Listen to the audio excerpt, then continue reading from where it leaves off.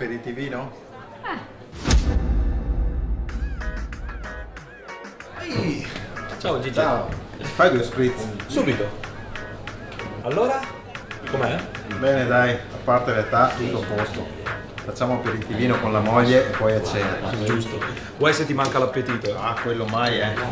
A proposito di appetito, ieri sono stato al ristorante, quello di pesce che hanno aperto in centro. Ne ho sentito parlare, com'è? Spettacolare, pesce freschissimo, pagato il giusto, bellissimo, guarda, devi andarci. Perché no? Come si chiama? Al nome?